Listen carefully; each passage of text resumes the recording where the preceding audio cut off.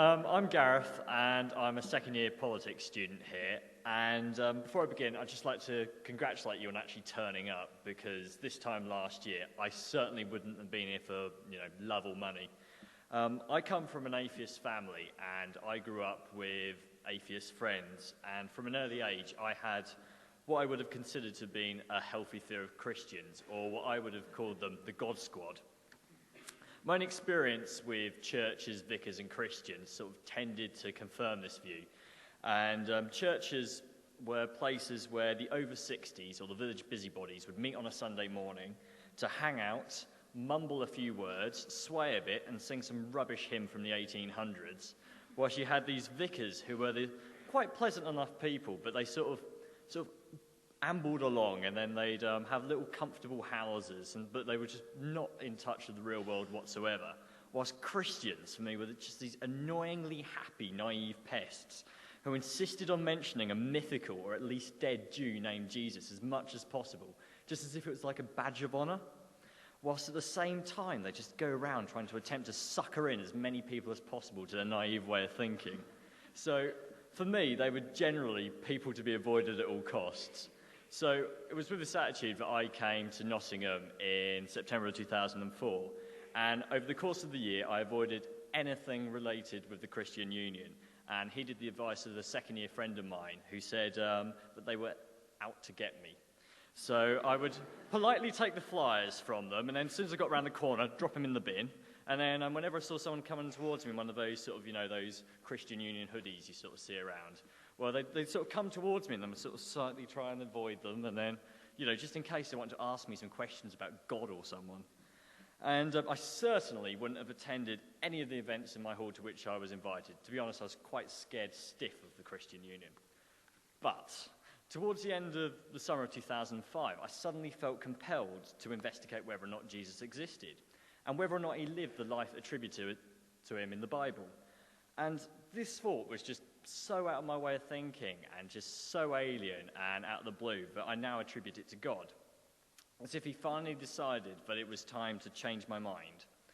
And I remembered a book which had been given to someone in my block, the block, called The Case for Christ by a chap called Lee Strobel. So I went away, ordered it, and some atheist rebuttals, and I thought, I'm going to look at it and see whether or not there's something to it. Well, I tell you now, I devoured that book. I mean, it was absolutely amazing, and it just opened my eyes to the historical evidence of the biblical Christ, and was so much more logical, consistent, and fair than anything I read from the atheist perspective. It was just absolutely incredible. And for the first time, it made me realize that those pesky Christians were, in fact, onto something. So when I returned to Nottingham in the autumn term, I intended to look into it further. So I went along to the first Christian Union meeting of the year by myself, and sat down, hoping that they'd do something really stupid which would snap me out of it. So at the start of the evening, there was this prayer, and I just sat there, bolt upright, staring around the room, looking at them thinking, what a bunch of weirdos. Do they really think they're talking to God or something? But then, all of a sudden, something happened. I was just glued to it. There were these amazingly powerful songs about a great God, and a love so strong that he should sacrifice his only son, Jesus, so that I could be reconciled to him. I was just so overwhelmed by it that I actually just started crying. And after all this, I heard the gospel clearly explained to me for the first time in my life.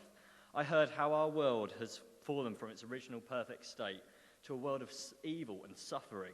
And I just heard and understood how corrupt I was, and how I could never be reconciled to a perfect God by my own good deeds, as I still carried my sins around with me.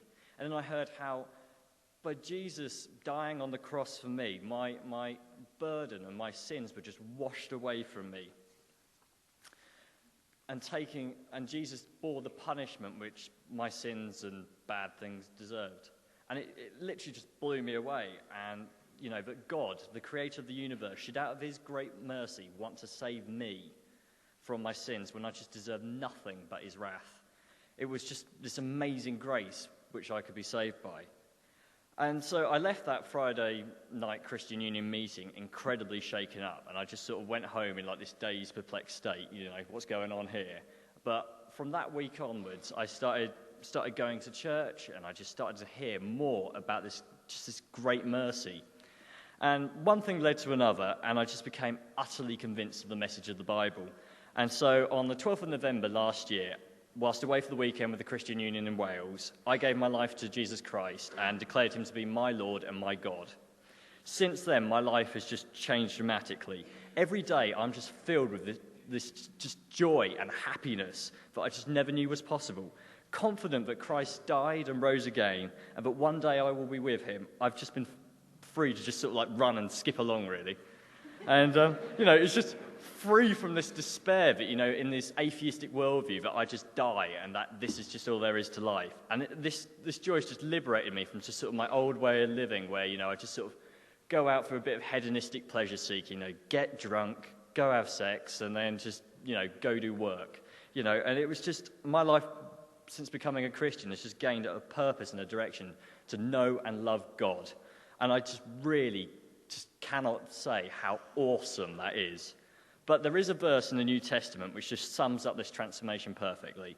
And it's from the Apostle Paul's second letter to the Corinthians. And it is, "Therefore, if anyone is in Christ, he is a new creation. The old is gone, the new has come."